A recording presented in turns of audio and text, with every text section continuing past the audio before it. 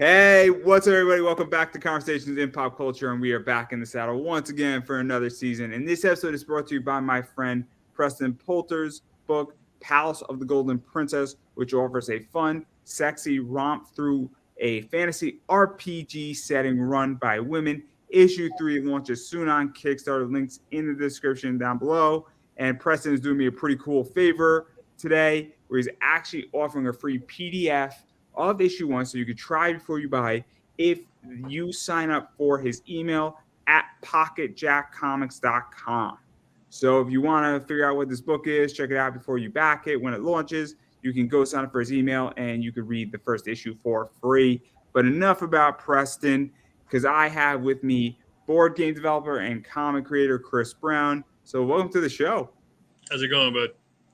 I'm good, man. It's always good to have you on. This is the 6th time we've done this.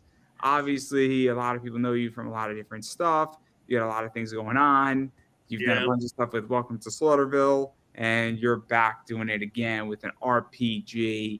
But before we get into all of that, let's kind of talk a little bit about what Slaughterville is before we go into the RPG side of it all. Sure.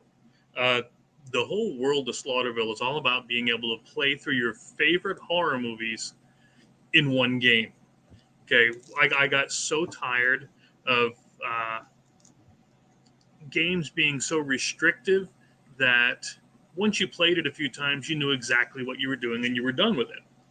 Well, with Slaughterville, it's drag and drop that's so modular that you can drop in any villains, build a town out of. You only use 6 locations, and we have like 18 of them now. So you a lot of variety, and we went from there. We put it into the comic book, which I'll be honest with you, I've been a storyteller for ever. Okay, I've always loved telling stories, and after the comic books, and they went pretty well. You know, they did pretty well. We went, and now we're doing the RPG. But if you love horror movies, if you've ever yelled at the screen and said, "Don't do that, you moron," now's your chance to prove it right. Because, I mean, it's up to you to actually not do that. So I do want to dive a little bit into Slaughterville, because obviously Slaughterville 1, or the base, came out, the first one. And then the second one came out, which had further game mechanics, refined positions, sort of expansion. And then I think some expansion packs came out. I think Slaughterville 3 came out. And then there was like the Ultimate Slaughterville edition, which I think has everything. And it's also got components that you could put if you have the base stuff in there and you have some other stuff in there that you could put in there. And it's got some nice things in there. And it is a little pricey, I'll say that, but it also has everything in it. So it's kind of one-stop shopping. And this is one of the things that's really interesting, is that you've developed Slaughterville on a board game level. And so what is that like? Because you now know this really well before we even talk about the comic stuff. And then we're going to get to the RPG, but I think it's really important that people know that this is a vast world, to say the least. To be honest with you, I love that you said that it's a vast world, because that's how it is. To me, anyway. To me, when I look at this game, I see the people living in it. I see I call them the citizens, the backers, right? And I like hearing their stories. And each location has its own story. It has its own feel, its own personality. Same thing with all of the villains. Dracula is going to feel much different because he's trying to save his bride and take her back to Transylvania, and you're trying to stop him, just like in the Keanu Reeves, Bram Stoker's Dracula, and versus Frankenstein, who's the doctor is trying to build the pieces. Because remember, Frankenstein's the doctor, not the monster. We have an ancient burial ground. We have a zombie. Zombies is you have the big one, right? The director's cut. Yeah, I'm not gonna ask you to get it because it's like what, 40 pounds. It's about like 15. Yeah, it's like a nice dumbbell. It's a good box, but the zombie horde is actually it's our fun take on shuffleboard. Right? Because you flick a little disc up and it slides in, and that's how many zombies you shoot. Right? So, I mean, we made this game to be something for everybody so that you can have fun, tell stories. And Let's actually talk about this, because I love video games in particular where it's just massive, right? So there's 15 directions you can go in, and you can go this way, that way, and you can basically do whatever you want to do. And if you can build it, you can create it, you can do whatever you want with it, you can go down that path. And there's something to be said about that because you have a lot of, flexibility on paths that you can take and a lot of customization and components like that. And so what is that like for you? Because that could also be problematic though in certain ways as well. And so what was this like really building this out? Because this is what's fascinating about the Slaughterville and even the director's cut in the big box is that once you have 18, 24, 30 villains and 50 locations, is that it becomes, yeah, I don't want to say it becomes too big, but there is could be a problem with mechanics where certain things might not mesh well together and how to fit it all together. That is something that's always very important to me because I've played so many games like the old CCGs and so on where they have that power creep where developers just, oh, I put out this new set and it's super powerful, but then it makes everything else pointless. I mean, Magic the Gathering does that, and it's a problem. It's a problem.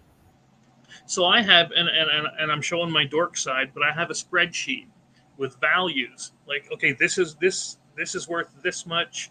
Health is worth this much points, and everything has to fall within a certain set of parameters that I came up with, so that everything I can design a location or a villain here, and if I follow my formula, it balances it out with everything else. That's what took the longest to develop was that, to be honest with you. No, it's interesting because this is one of the things when you do add expansions and dive into this and even going beyond storytelling, because obviously you have a story and, obviously Dracula, if you're playing against Dracula has a sort of, I guess, a story that's going on, but you can choose what you want to do in it. But there is a narrative, and every villain has a narrative because they have certain parameters that they could win. They have certain parameters where you could win, and then there's certain things where there could just be a stalemate in certain moments, in which that is crystal clear that this game is going to end one direction where nobody's giving ground.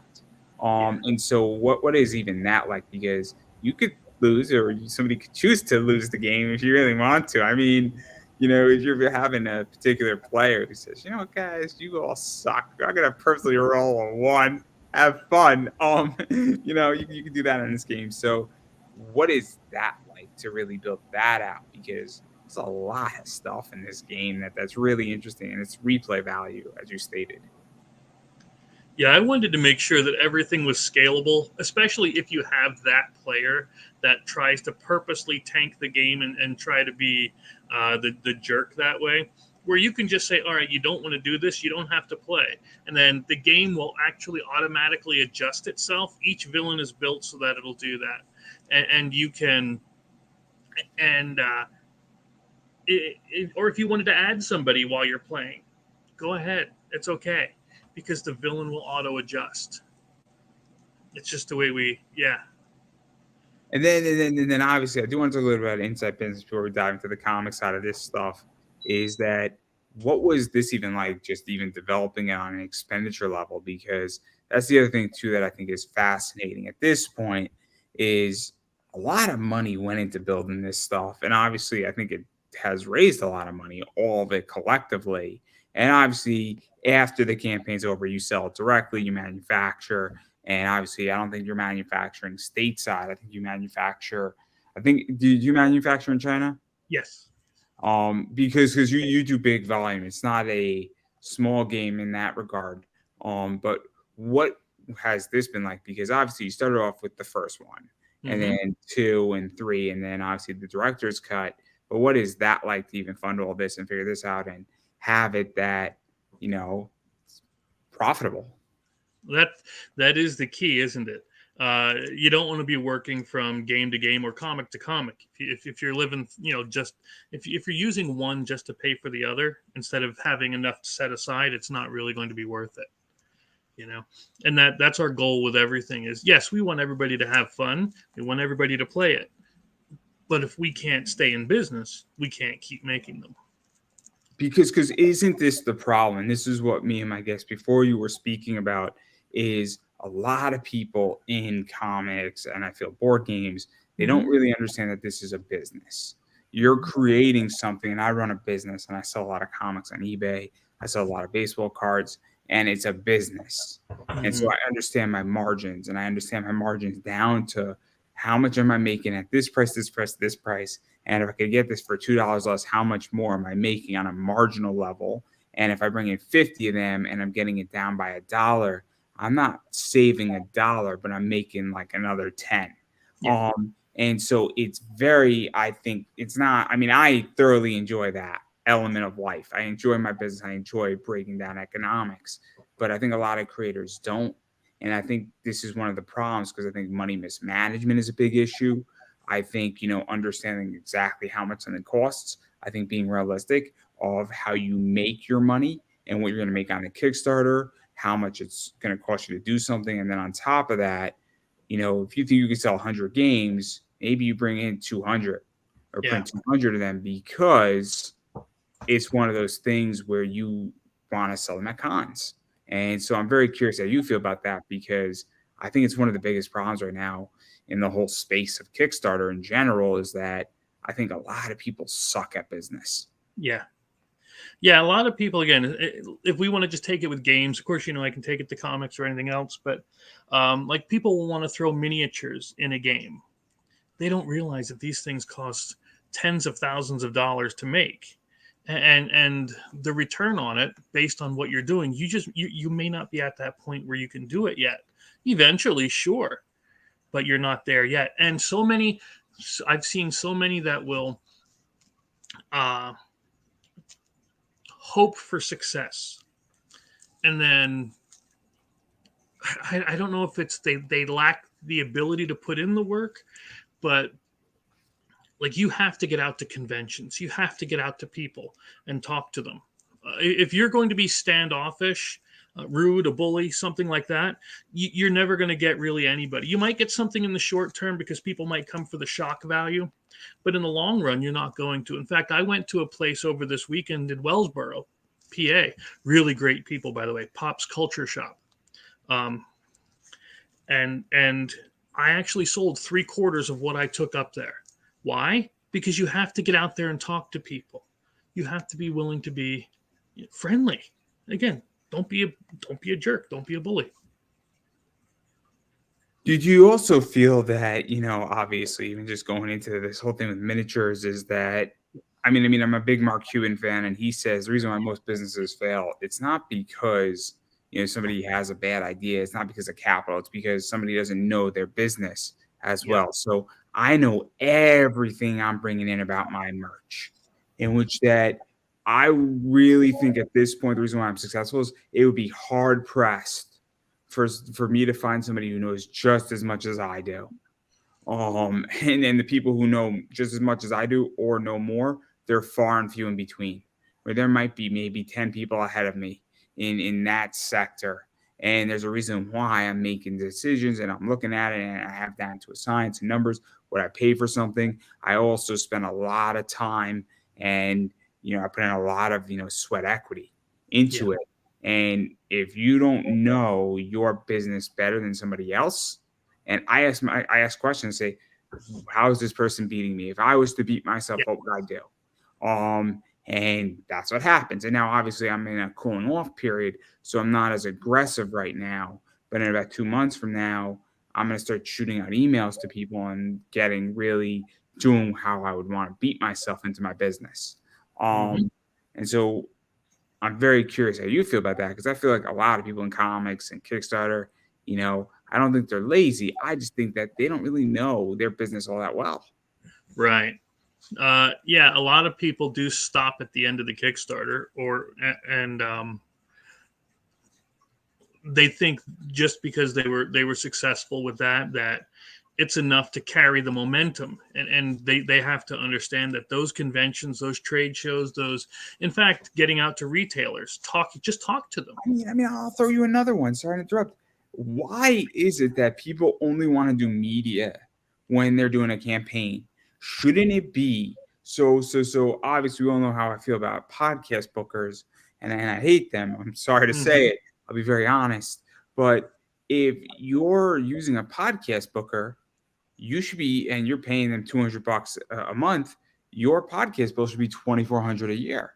I mean, theoretically, because you should be being booked on a show every single week. And when you're doing your campaigns, you should be on 3 or 4 shows a week. And when you're not doing stuff, you should be on 2 shows a week. And you should be booked so that you do 100 to 120 podcasts a year.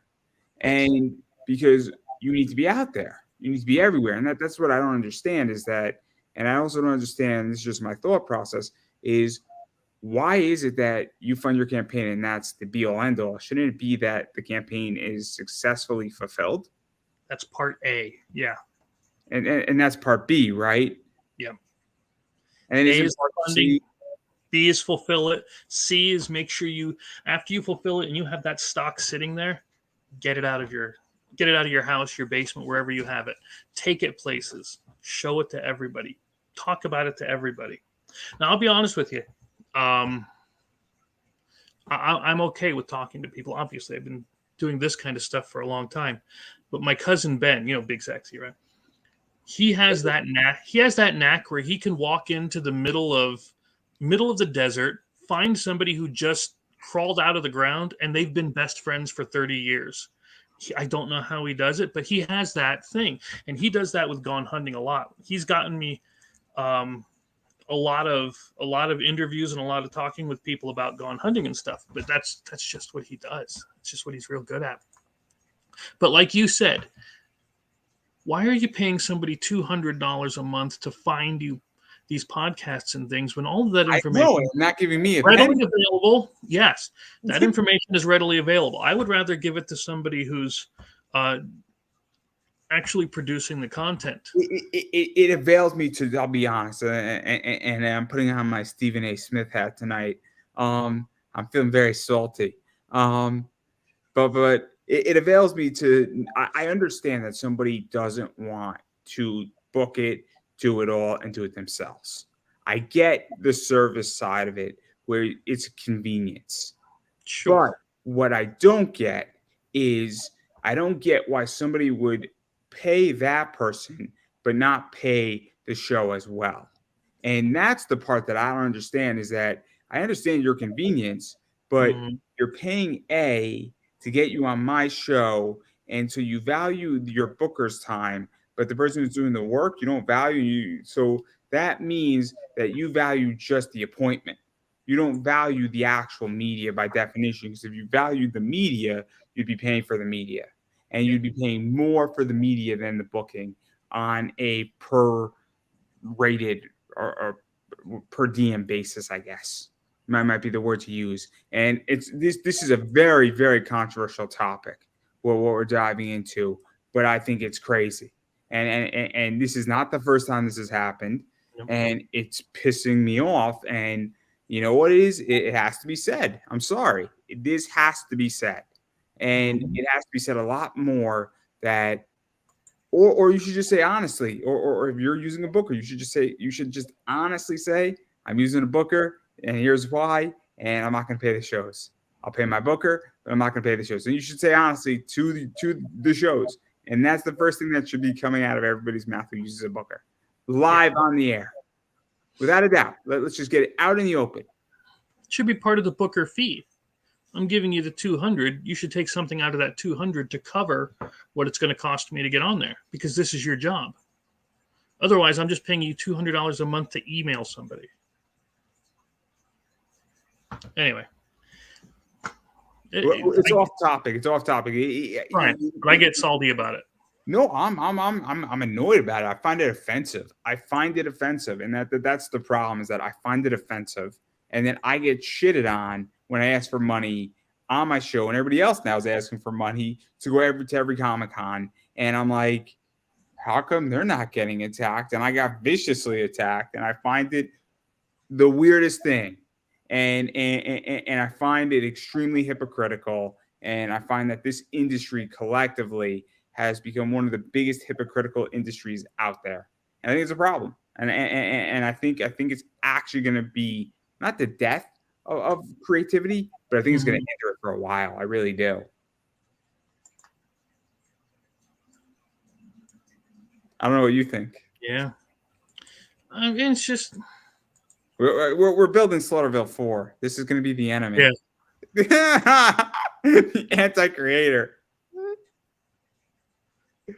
you could No, do that. because I think this is part of the problem with the industry. I really do. Is that at this point, the whole Kickstarter space has gotten so messed up because I think people are viewing it as a business and they're making business decisions that may not be the best thing in what Kickstarter was meant to do.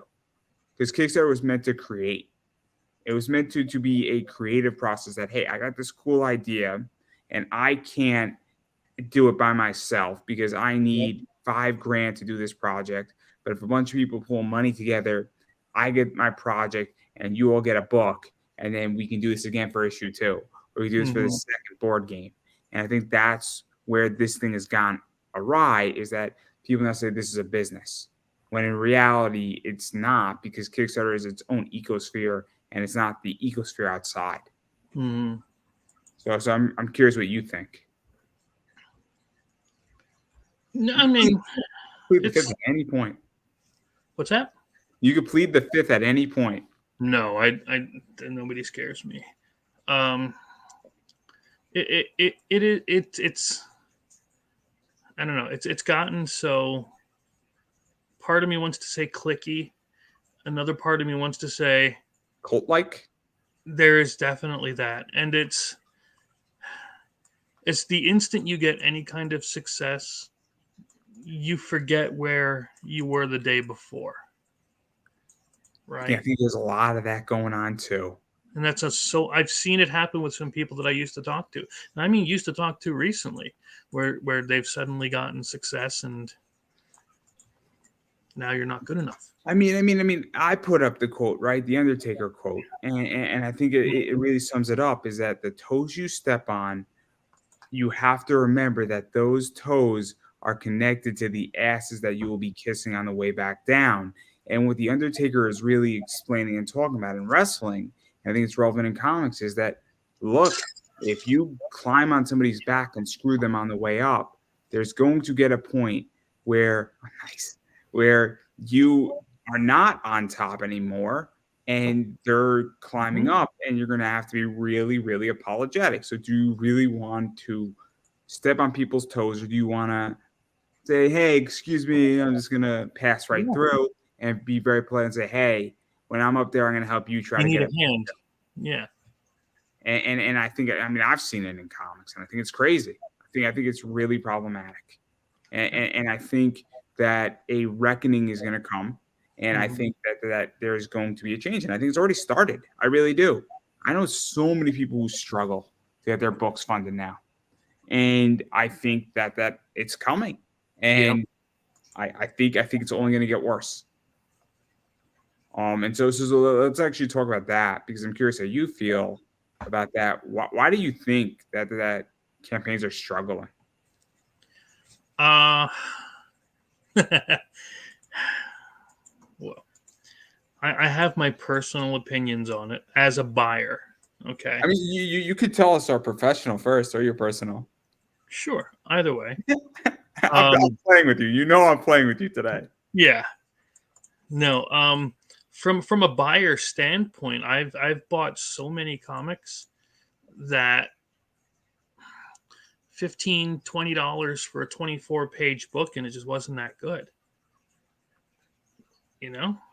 So why am I paying $50? Now that I know from the business side how much one of those costs, why am I paying $15 or $20 for a 24-page book when I know what they cost?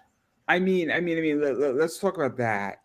So on a printing level, I mean, I think I have an idea how much a 24-pager costs. But you probably have a better idea than I do.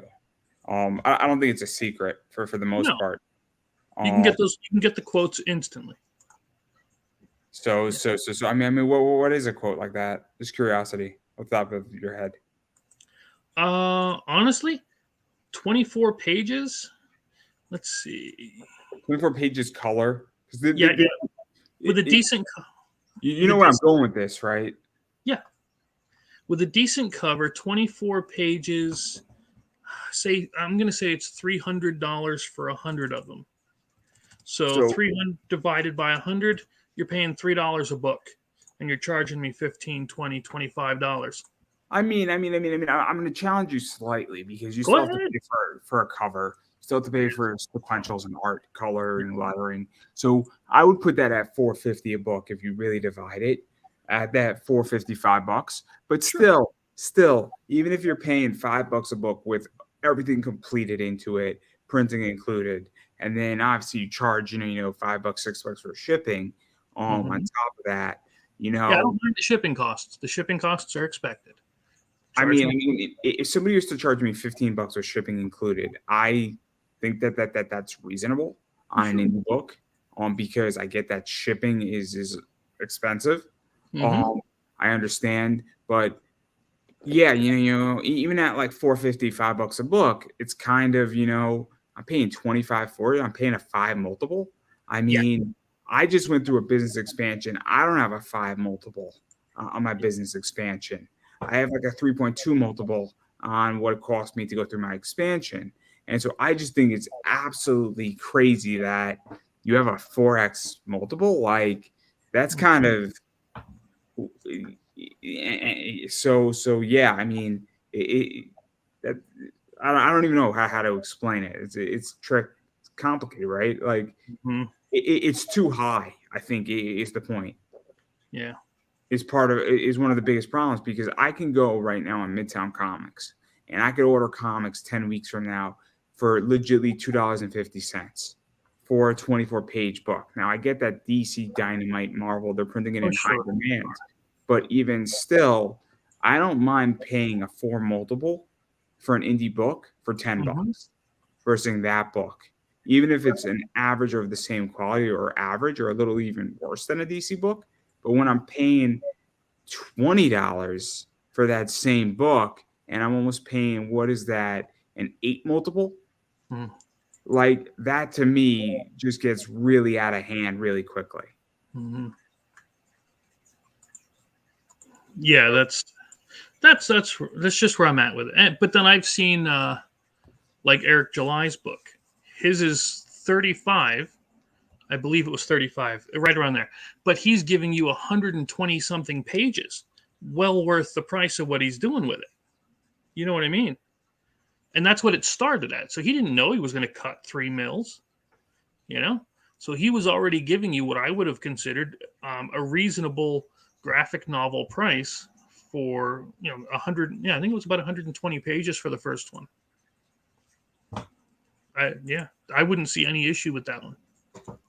So let's actually talk about that too because graphic novels are trippy and tricky. Not trippy, they're tricky right now.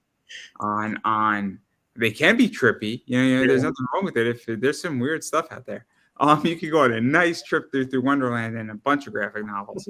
I mean the place that Alice went to, not the drug. I just want to make that crystal clear. If you want to go Either to, one. that's on your time.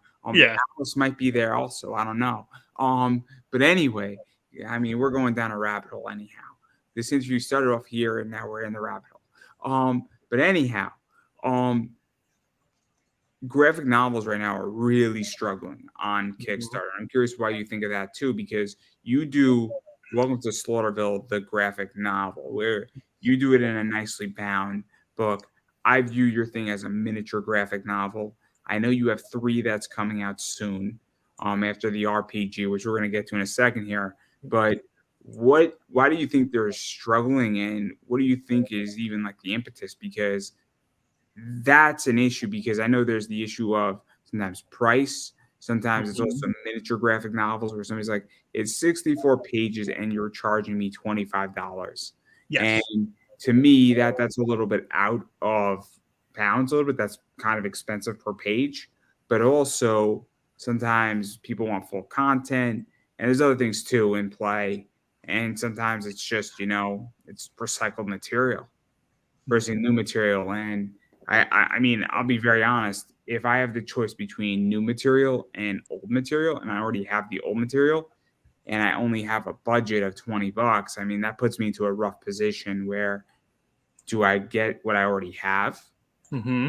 A nicer, I guess, more, I don't want to say sustainable, but bookshelf Yeah. quality position, or do I get the new thing because I already have the old thing just in floppies? So I'm curious how you view it, because it's really interesting, and it's nice to hear from another person who's not me. Well, that's again, my book one was 48 pages, my book two was 56, and I charged $15 for both, right? For each copy. Each one was 15, which I thought that was pretty decent for what it was. Because, like you said, you have to pay the art costs and everything else. Now, I did not make much of anything on those two books, simply because of the art costs for 56 pages. Um, but why is there such a slowdown in the purchase of comic books overall? Honestly, it could be oversaturation, um, but it could also just be the direction of people are just getting sick of it. People are not, the comic book movies themselves are not as hot anymore.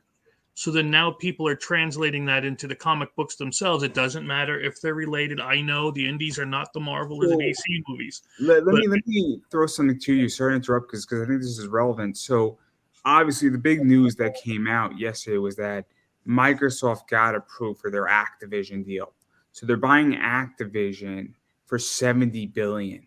Just to put this in perspective, Sony bought Crunchyroll, which is the biggest anime platform in the Mhm. US, for 1.2 billion.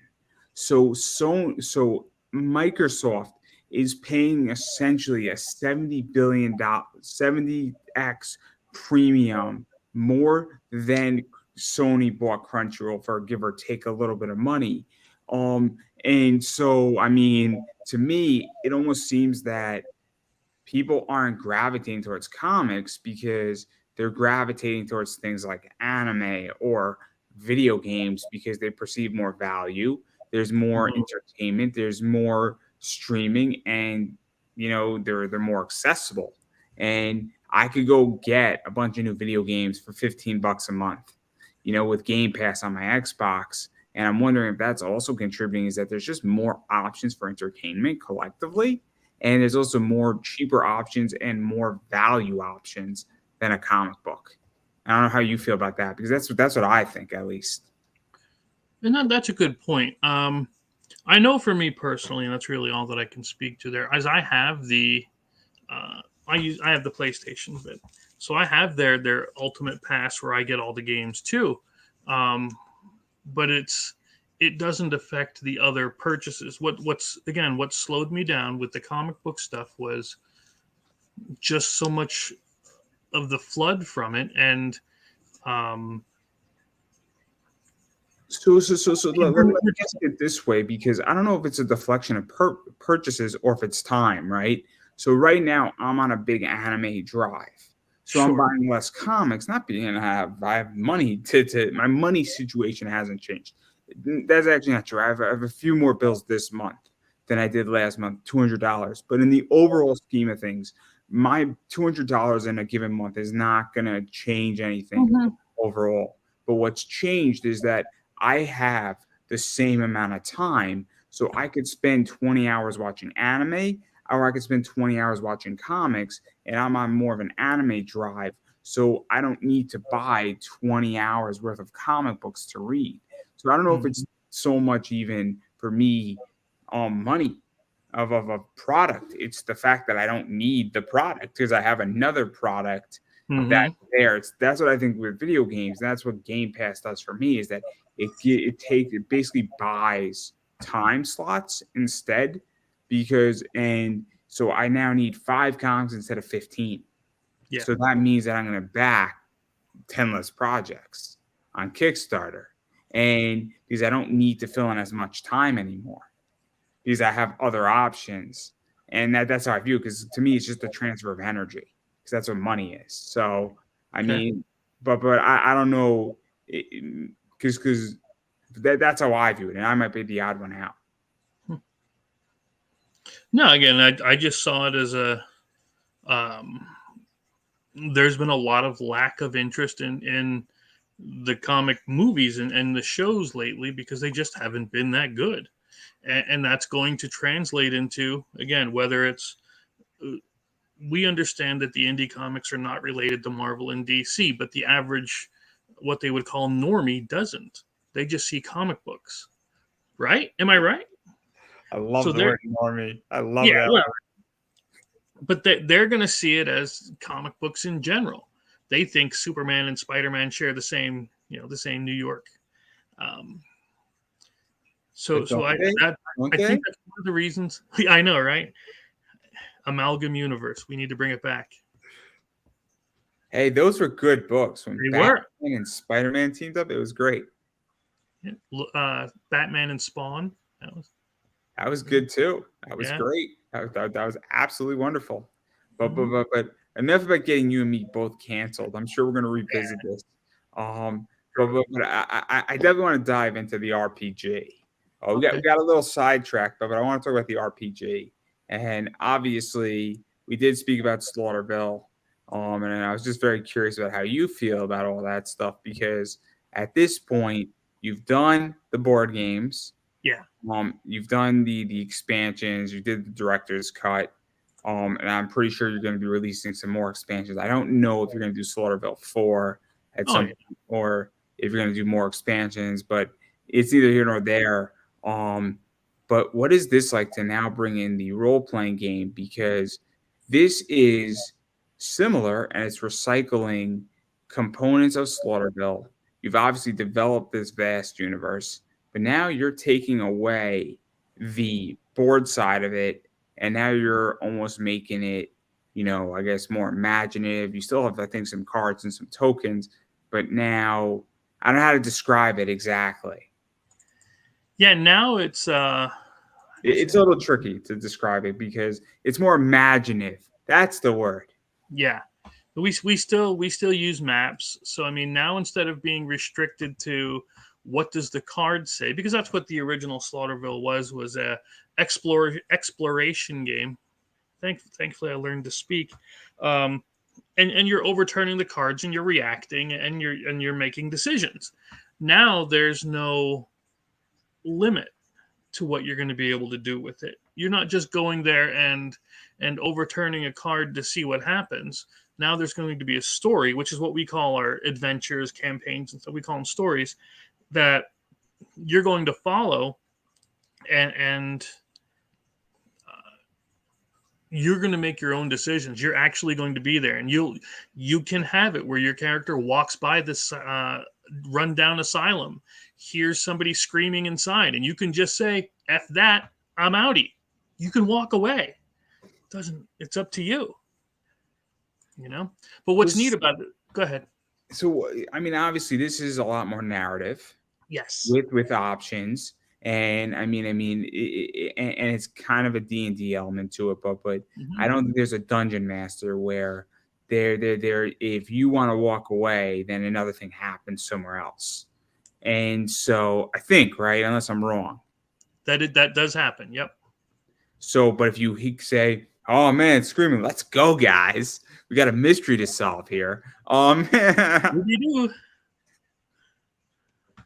I know how much you love Scooby. That's why. Hey! It's a secret. I'm writing the crossover. Resident Evil meets Scooby Doo. Yep. I would pay to see it. You laugh at me now, Chris. You laugh at me now. But when I get this thing on Netflix, and then Netflix buys Warner Brothers Discovery because of me, and I get to Mhm. write this thing, nobody will be laughing now. After that, nobody will be laughing then, and he'll be like, "He said it first. I have this thing figured out. It's gonna be great. Velma's gonna be with Rebecca Chambers. Mhm. Fred will be with Chris. Barry will get Scooby. Daphne will be with Jill, and Wesker will be with Shaggy. It'll be There you great. go. And they have a mystery to solve, and they have to figure out who did what.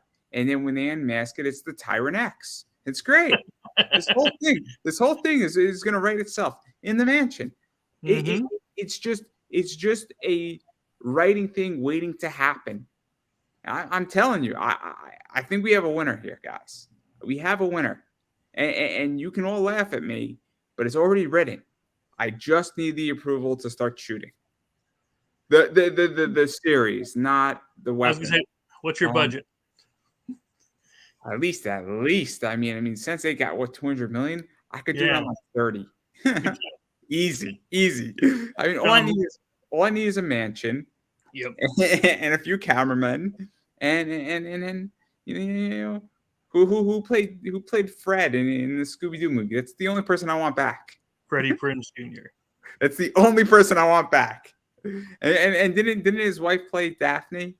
Yeah. So we'll bring her back too. It'll be great. And I just need to cast a good Jill, a good Rebecca Chambers, and it's not that hard to find people. This will be easy. Wesker's the easiest to cast. He doesn't even have to show his eyes. And no Mila Jovovich. I mean, she wasn't on Stars, so it's all right. But anyway, back to your game, please. All right. So yeah, it's like you were saying, every story that we have is going to have a set of locations, just like the board game does, right? And when you visit a location, it's going to be you'll get the description of it, and if there are any major events that happens, the game master person is going to know. But behind the scenes, there are what we call story beats. These are things that happen,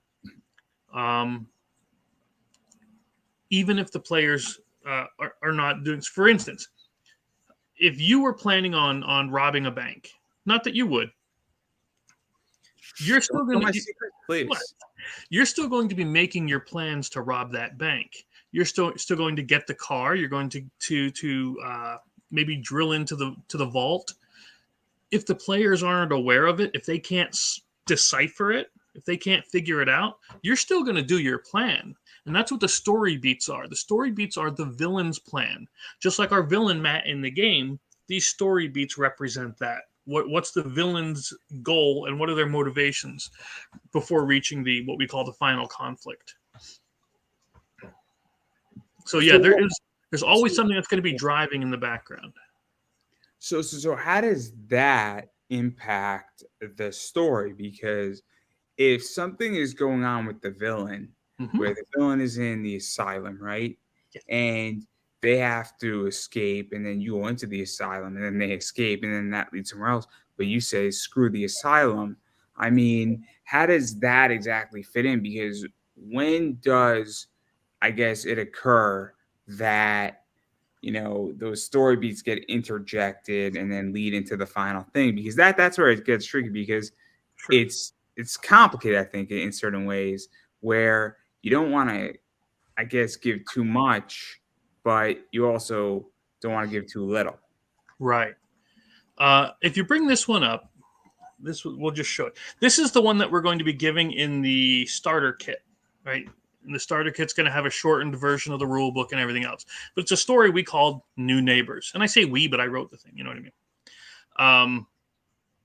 And what you have is we have the prelude, which describes what happens in the scene as the game is going to start. The introduction is what you tell the players. And then there's this thing called the situation. This is something that the game master is supposed to know. It tells the entire story, everything that's supposed to go on, all the motivations for the villain. But then you come into these story beats. Again, the game master only is supposed to know these. So it will tell you what happens on day one in the morning, what happens day one at night, what happens each time. So as time progresses, these events are going to occur. So for instance, day 3 in the morning, your aunt is going to make you a large breakfast. You may think that's not important, but trust me, it actually is later. Day 2 at night, there's going to be abductions, because the body snatchers is the villain here. So they're going to start abducting people and capturing and turning them into pod people. So yeah, and if the players are around, or if they're not aware, these people are still going to be abducted. And the town is going to react to that. Like, there's going to be missing persons posters now. The police are going to be like, oh my God, what's going on? There'll be news broadcasts. Things that are working through the narrative to tell the player or give hints to the player without beating them over the head with it. What's going on. Maybe they should be paying attention to something else. For instance, if you go to the police station, it tells you what the police station is. It tells you who's in the police station. What are some of the possible clues possible? Because you have to still find them. What are some of the possible clues that are there for the players to find? And what happens if they do certain things? It's all laid out so that you can. A lot of stories, and I've seen a lot of them where they have Act 1, Act 2, Act 3, right? You're being told what to do here to here to here. Not in this game. We give you the locations. You decide what you're going to do. We will make sure that the story makes sense. So what is this like? Because obviously, I mean, you can miss certain things, and then I mean, if they missed 3 or 4 clues and you're playing this with somebody, but there's 8 clues and they miss 4 of them, I mean, they're still gonna end at a final conflict, right? Yeah. It's just a matter of does the final conflict change if you miss certain clues? Does it become an easier conflict?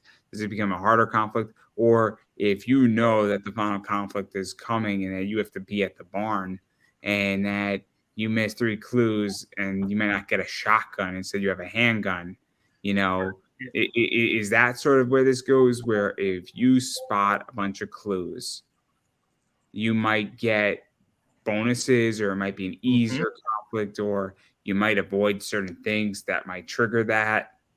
Right.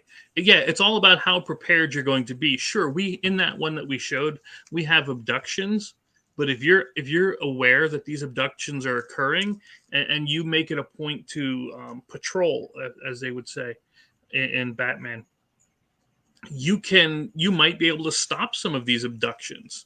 You might be able to save somebody. But on the other side, if you're completely aloof and you don't figure anything out, you might just lose everybody, and it might just be you and a couple people against the world. I don't want to give too much away because of the story and all, but yeah, there are definite. My main thing is, and it says it straight out in the book, no bad decision should ever lead to an instant game over until the final conflict. It should always be something that at least advances the story a little bit to get you moving, getting you wanting to explore, getting you wanting to take part in everything. So this is interesting because even going further into all this, I mean, it's really interesting to the point where I guess, I mean, there's a lot of freedom. Yes. And there is narrative, though. It's almost like bowling with the bumpers on, where I feel with Slaughterville, because I've only played a little bit of it, I haven't played a lot of it yet, is that there are guardrails. Once you pick your villain, if you're going up against Dracula, obviously there's an objective. Or I forget the villain where you got to all escape the town. There is a ending or a winning or losing clause. Here, I feel, is that cool. We have this whole parameter, and you can't leave the barrier essentially, but you could trigger certain things faster or slower, and it's a very different game. We're seeing with Slaughterville, I guess there's still barriers, but I feel that there's a win-lose clause versus here you have to find your win-lose clause. Yeah, that's the point of the exploration, is to find your adventure. So it's interesting because it follows certain game mechanics, but what is that even like? Because at this point you have the base Slaughterville stuff, and this is why I wanted to talk about it before. I think it's really relevant, is that you have the games, and those mechanics are well built and stack up on each other. Then you bring in the graphic novels, which is very narrative, which is your story, Chris. Yeah. Not my story, because I have no control as a reader. I'm just there for the ride. And every comic is that way too. And it's nothing, it's just a medium. Same thing with a movie, same thing with a book. I'm just there for the ride, and I'm enjoying it, but I'm there for the ride. And here now we have a beginning and an ending, but we don't have a middle. Right. That's your job. And so, what is that like? Because it's similar to Slaughterville, but it's very different at the same time. And but it's also still you're in Slaughterville, and the conditions and the game and the concept is extremely similar. And we do have all of the villains from the director's cut in that core rule book.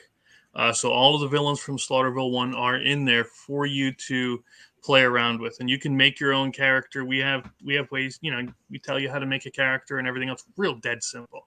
You do in like 5 minutes. But making it's my goal with everything I make is to ensure that you have a good story to tell. Obviously, except for the comics, right? That was my version of what happens when I play the game. But when you're playing these games, I want to make sure that you have the single best time telling a story that 5 years from now you're saying, dude, do you remember when? And if you have those moments, that's all I care about, And in fact, I even brought in mechanics, because in the board game you can panic, right? If you fail a nerve check, you panic, you freak out. So in the RPG, there's actually a mechanic that you get stress dice. So the more nervous you get, the more your nerves go up, the more stress you're taking. So you get to actually roll extra dice. But if you roll a 1 on those dice, you have to roll on a panic table. So you freak out for a minute. You know what I mean? Maybe you drop your weapon. Maybe you run around screaming. You slap somebody at random. Something's going to happen. But yeah, so I wanted to bring so much of that game into this that, it was just real important. Plus, in the board game, you can actually get animal companions. You can get a dog, a wolf, a yeti, and some other things. I put that into the RPG. So you can actually tame. I have things in there for you to tame animals, teach them tricks. If you manage to catch a giant spider, you can teach it to fetch, roll over, play dead, whatever you want. Yeah. If that's what you wish, it's there for you to do it. See, it's interesting because obviously freedom is fascinating, and this just provides another option to play in certain ways, and that's really what's fascinating about this. Because I mean, we were joking about Resident Evil before, but there's so many Resident Evil games out there. One of my favorite games is Resident Evil Mercenaries, and the 3DS Mercenaries, because there's no story. It's you on a mission defeating a bunch of enemies, and you could be any player and you could team up with any player. So you and Hunk and Jill Valentine can team up with each other. And it's a lot of fun because you're just killing the enemy. It's not and all these bioweapons. Sure. And so it's really cool because when you're doing it that way, it's a lot of fun. So my point is that it gives a lot of freedom. And so it's just a way how to, I guess, recycle. I know I know you're dead serious about it. The Scooby-Doo Resident Evil crossover event of the century. Yeah, I am. But I actually, and I spoke about this on one of my streams when I was demoing the game, the RPG, that you can take this. Yes, we know Slaughterville is a horror game, right? Bloody, killing, guts, and all this kind of good stuff. But if you wanted, you could tone this sucker down to G and play it straight Scooby. You could, because all the stats are there. You just have to say, instead of a dead body, it's somebody knocked out. You could still have a giant spider, but don't, tell the kids it's dripping venom and ready to tear your insides out into goo. You know what I mean? Play it. You can play it gentler with kids if you wish. So let's actually talk about this, because obviously I am not a D&D player. It's not my jam. I'm not a massive board game player either. I backed a D&D book. If I ever get it, it'll be a miracle. Right. The whole Santine Phoenix Bards of Savada, I think. I think she's doing a good job. Her and her husband are doing a good job with it. They just bit off more than they could chew. It happens. It does. It really does. God bless them. It really does happen. I wish it was for them. I think they got in too deep, not realizing what the fuck they were doing, to be honest. Same thing with Justin Hampton and his poster book. He's delayed by 6 months. It happens. He Yeah. just admits saying, hey, I think, I bit off a little bit more, but your guys are getting your book. It's not a big deal. It's not a big deal when people admit it. Honesty When is they don't admit it, it's a problem. Mm-hmm. But the thing is that there's a lot of modification in Santine's book, and there could be modification in this book too. Sure. And so, what is that like? Because this book versus the board games can have certain things that can be modified a hell of a lot more than the board games can have. And so, what is that like too? Because this can hit a different audience completely than the board games, or conversely, somebody could be like, hey, look, I've been playing this board game for 5 years and it's getting stale, and I want something new. Yep. Because that's the other thing too that's tricky as well, is that how do you grant somebody something new but also familiar? And I'm glad you brought that up, because it really was important to me. Because when I tell the stories, of course, I'm going to tell it from, I grew up, I swear to God in heaven, I was 5 years old when I saw Friday the 13th on Laserdisc. Okay. I'm used to the blood and the gore. It doesn't bother me. But I can also see this as something where you can just take kids on a little Halloween adventure. You know what I mean? Not Halloween with Michael Myers. Don't do that to the kids. That would be awkward. But something like what was that Jack Black game, or was it Costume Quest? That one. I don't know if you ever played that one. I did. But it was the kids, and they dressed up as Halloween costumes, and it was a little simple RPG. Okay, it was pretty neat. For PlayStation, I believe it was. But you could tonally take it from straight horror down to more Monster House or something similar to that, where it's accessible to kids, where you don't do all the blood and the gore and the death and the eyeballs popping. Or you can take it all the way to the extreme, where you have people eating people. Speaking of Cannibal Rednecks, that's book 3, by the way. Go ahead. Yeah, I'm just really happy with how you can tailor this to fit whatever your situation needs to be. And even going further and going to the idea that obviously, I mean, Slaughterville, I don't know how old Slaughterville is when you first started. Over 10 years. So at this point, when you have something that's 10 years old and you have 4, 5, 6 versions of it, you have updates in it, obviously you have to bring out new product. It's kind of like, I'm trying to think of something in comics where, you can have your 6 issues and then you need to come up with Kanto. Kanto is a good example of this. So Kanto had the first 6, and then they did Kanto 2, and they did Kanto 3, and then they did Kanto and the Land of the Lost Giants, which was 3 issues. Then they did Kanto 4, and you need to bring out new product because you just can't rest on your laurels, or you need to do stuff like Batman Red Sun. Oh, great graphic novel, brilliant. For those who haven't read it, the basic premise is that what if Superman's entry point was in the Soviet Union and not in the U.S.? And think about his upbringing, because he would still be Superman, but his values would be very different. Fascinating book. I won't spoil that, but that's a must read.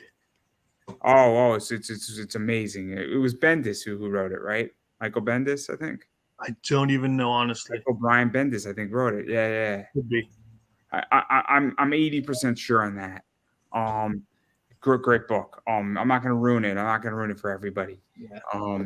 But basic premise is awesome. But what is that like? Because at this stage, in your portfolio as a business, because we were speaking about that, you need to have different players and options in your portfolio in order to stay in business, because when one component works, another doesn't.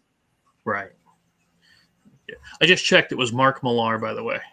Oh, my bad. I thought. No. It would have bugged me if I didn't look. But yeah, no, and that's why we did. God bless. I love the horror stuff. Okay, I really do. It's what I'm good at. Okay, but it's not the only thing that I'm good at, and I don't mind being known as the horror guy. But it's also one of the reasons why, like you said, with branching out, why I brought out the comic books. It's also why I did Gods of Metal, because I love heavy metal stuff and Brutal Legend and all that.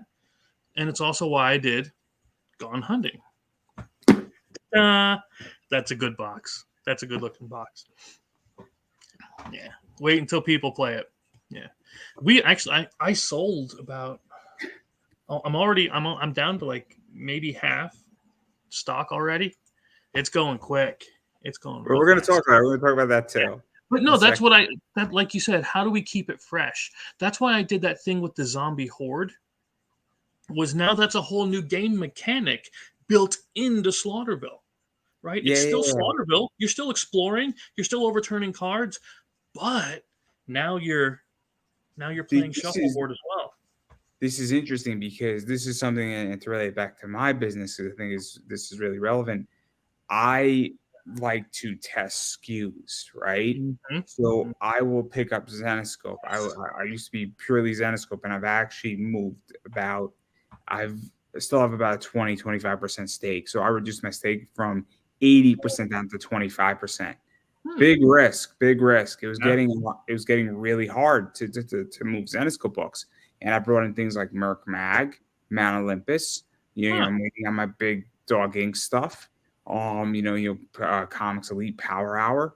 Yeah. And I brought in a lot of this stuff in, and I'm testing SKUs because guess what? When Mount Olympus books don't work, what does? Power Hour works. When Power Hour is not working, guess what's working? Zenescope works. When Zenescope's not working, I bring in baseball cards. They start working. And Wrestling. I mean, it was just the All-Star games. So baseball is really hot right now. The next week or 2 weeks is going to be a really hot time for baseball cards, and it's reflecting in my business. So that's diversity matters and bringing in different components. And I think it's really interesting. I think this is a big, I think it's a double-edged sword, to be honest, in comics and in any creation, is that you want to be diverse, but what happens when you become too diverse? Because now you become a holding company without a specialty. I'm a specialty company where, by definition, my business plays in bag art. It just so happens that I play in 4 or 5 or 6 SKUs of that from 4 or 5 different things, and I look for certain covers that I know are going to work. Have you heard of Bound? Is it Bound of Blood? Born of Blood? Born of Blood. That's the one. Yeah, Dolan's been on my show. It's been like 4 times. I that guy I want to talk to. He because that book looks pretty cool. I didn't get a chance to get it yet. It's hard, like you said, with time.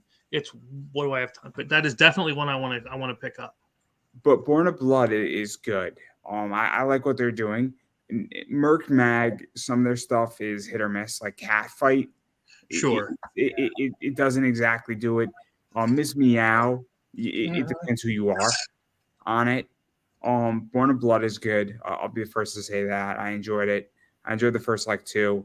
I'm privileged that I get to read that stuff digitally, because every time I interview Dylan, I'm like, hey, can you send it to me? Because I could be an adult, and I could be responsible. But Born of Blood is good. Some of their covers are fucking awesome on that book. Some of them I can do without. I'll be honest. Some on a campaign, half the covers hit and half the covers miss. I have no problem telling Jamie Tyndall that or Dylan that.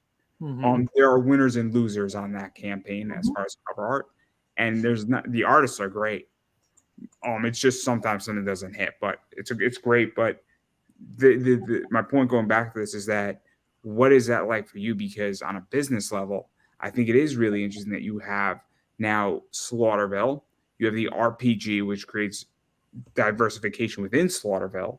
Then you have Gods of Metal, which creates separation completely. Then you have Gone Hunting.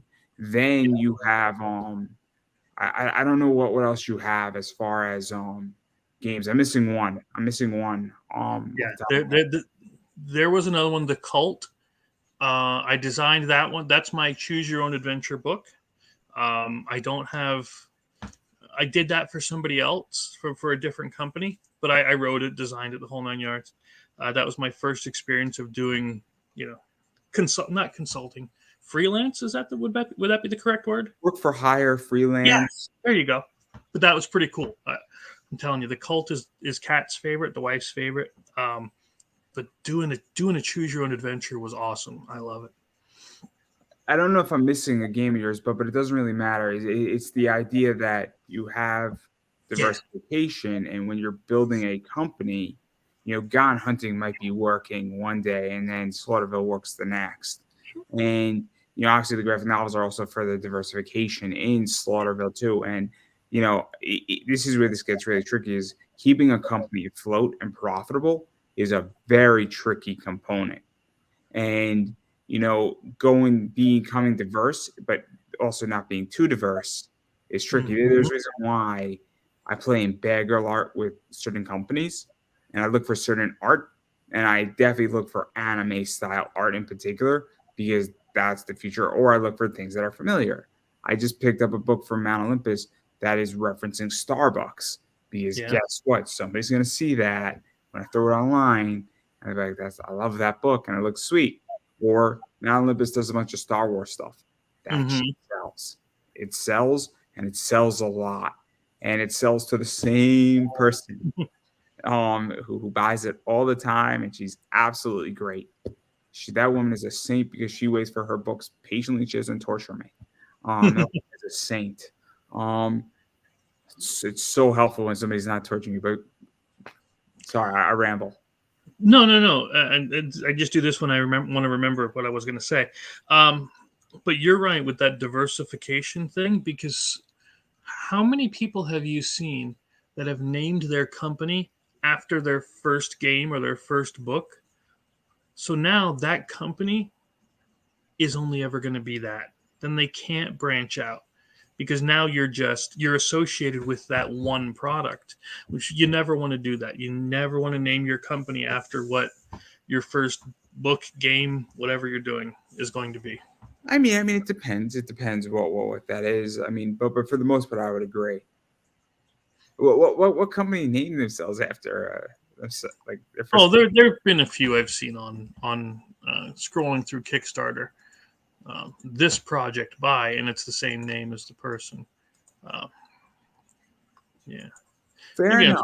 it's McFarlane and it's Image Studios. It's not Spawn Studios, right? It's That is true. That is true. But then again, I think there is Destiny Studios, and they produce Destiny, but they are a sub studio of another studio. of yeah, like Activision, Blizzard, and Yeah, but did there's no they game. get Blizzard? What? Did Microsoft get Blizzard with Activision? So Activision merged with Blizzard, Mm-hmm. and they're buying them for $70 billion. I'm getting a nice exit out of that. Yeah.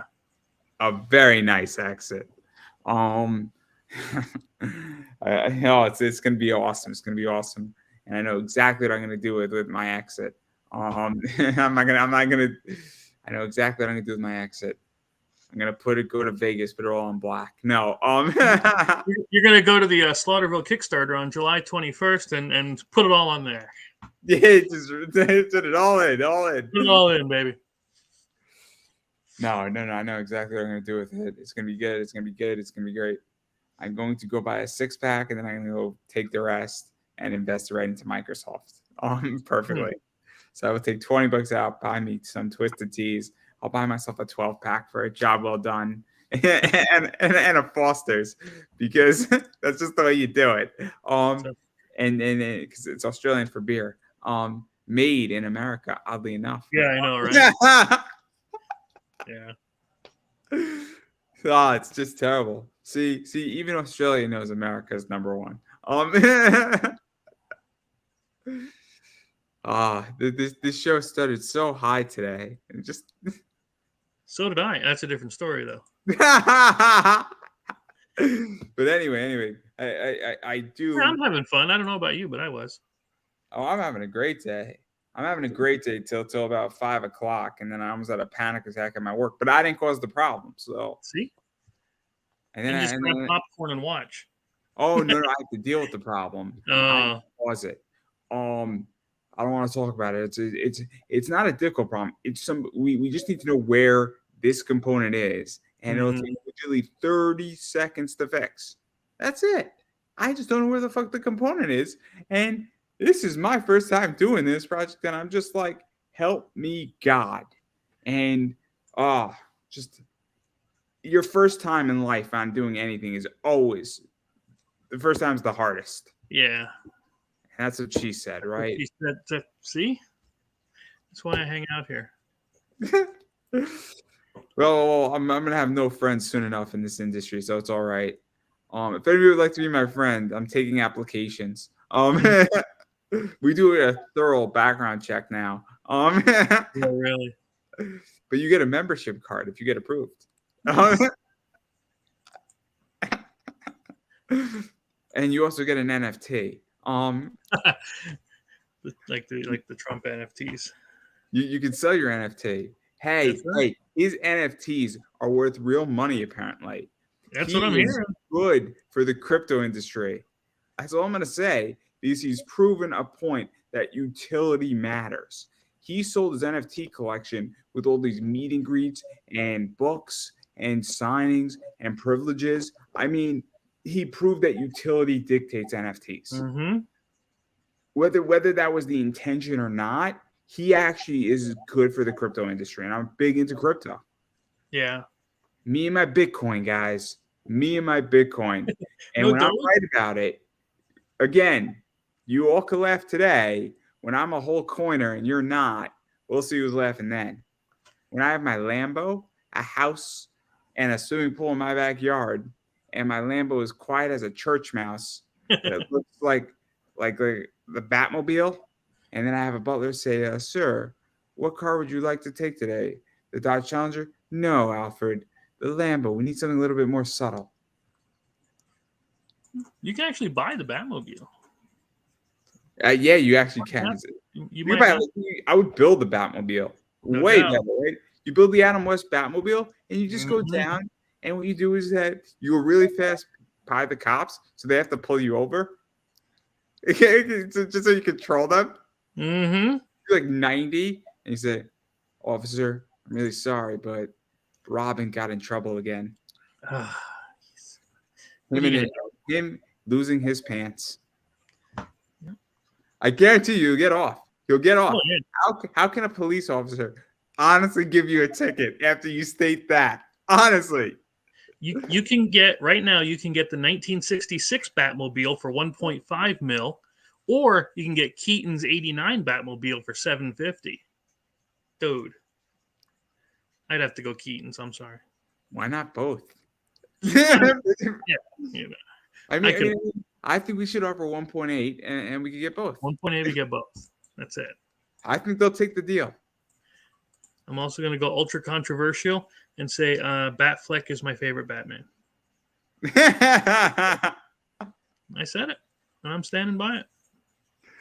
I did enjoy George Clooney as Batman. Bat nipples. That was an enjoyable movie in so many ways. So many ways. Bat credit card. Kilmer with a Bat credit card. One of them. Val Kilmer also was Batman at one point. Right? Yeah. I mean, what was it? Clooney, Michael Keaton, Val Kilmer, Adam West, Christian Bale. Christian Bale is my least favorite. And then Batfleck. You know what? I liked Pattinson, whatever the dude's name is. He was too emo as Bruce, but I thought it wasn't bad. You know, I'll give him credit. He didn't suck. Oh yeah. I mean, the movie was long as fuck. It was almost no doubt. It was like The Irishman all over again. They could have dropped 20 minutes. Leo went into it with one girl, and then he exited, and the girl was too young for him. Old. Yeah. Yeah. I read the joke right there. Yeah. That was a funny joke. That's a funny joke. That was good. Yeah. That was what Ricky. Shoot, I forget his last name. Brilliant.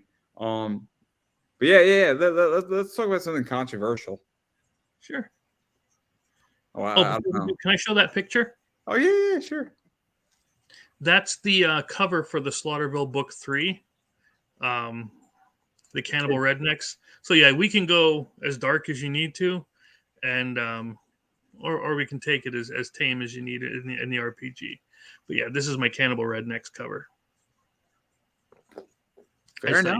Thought you get a kick out of it. Sorry. I do. Marco did that, right? Yeah, Lori's guy. Yeah. So let's actually go controversial here, and let's actually talk about the problems in the board game industry, because not to bash anybody, but there is pretty serious problems in this industry, both on D&D games. I don't even know what's going on with the whole thing with Wizard and licensing, unlicensing. People created stuff, and now Wizard is like, we own it, we don't own it. And so what is that? Because I don't know anything about that. I just know it's problematic, and there is issues pertaining to that. So where do you see like all the problems stemming from, and even just because there's been a resurgence? I mean, my friend Preston Poulter, his whole thing and his whole comic is RPG based. Yep. I mean, so yeah, I mean, I'm just curious your thoughts on this whole thing, because you know more than I do. Yeah, one D&D and is what they were calling it.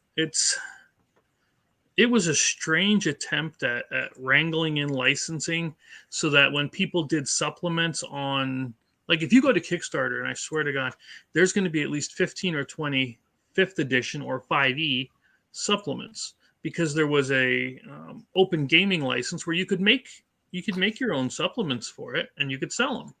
I mean, I think Santine's book is 5e or E5.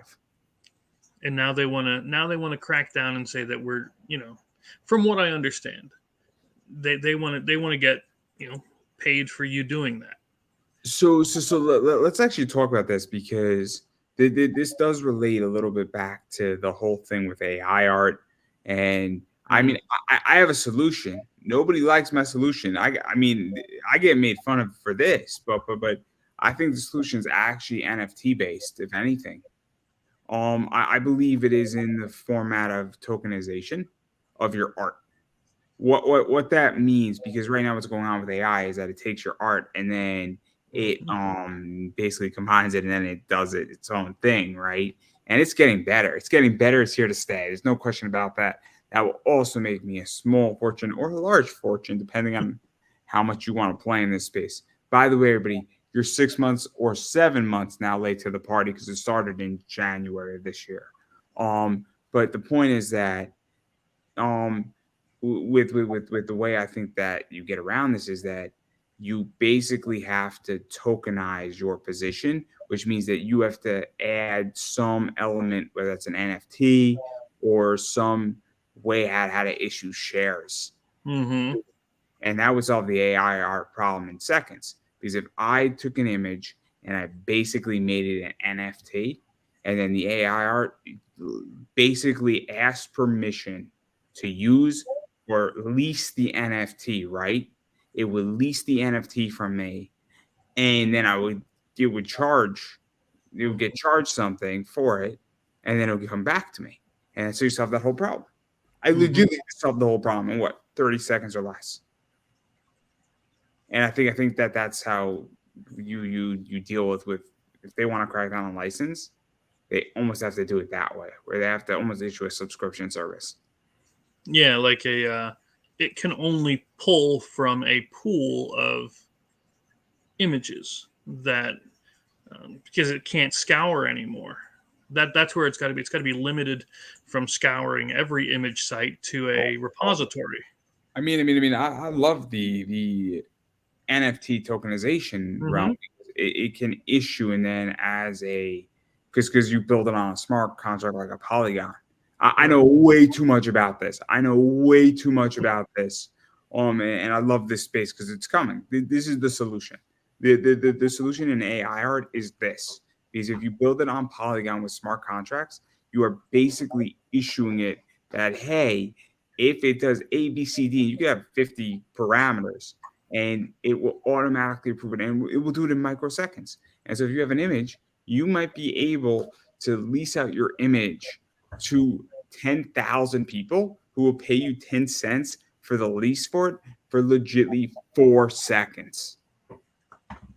Mm-hmm. And whether they use the image or not, you get paid on an AI art position. I know way too much about this, but I don't know how you feel about AI art and licensing, because it's extremely similar. What's going on, I think, with Wizard and Fifth E is that when you start cracking down on stuff, how do you reel stuff in that's been out there indefinitely is the point. Mm-hmm. That is the kicker. How do you you can't put the genie back in, you know, once it's out, it's out. And right now, if they are uh, pulling Serious data, huh? about doing it? Serious about doing it with Fifth E?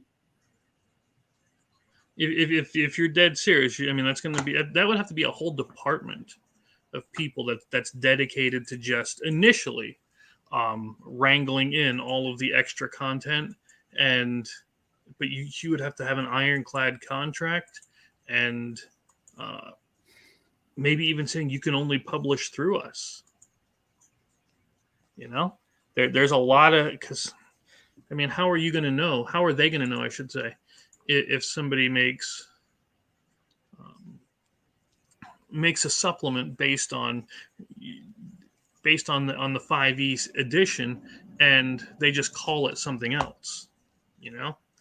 Because that's where this gets tricky, right? Is that what is transformative and what is a copycat, right?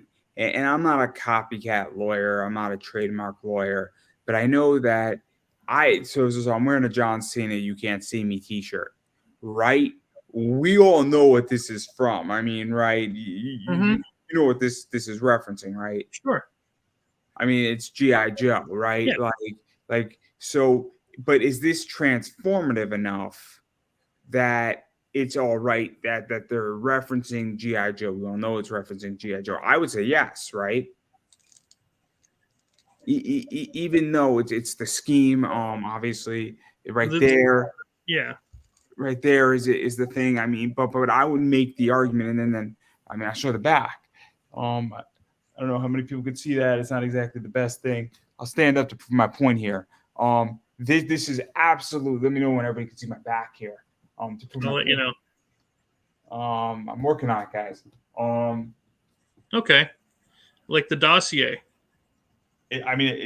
Right. So, I mean, but I would make the argument that it's transformative enough, right? Mm-hmm. But how do we figure that out? That's not. I'm not even close to uh, enough of a legal scholar to be able to know that. But that's my point. Is that So how can the average person be? I don't know. I'm very Right? confused. Very.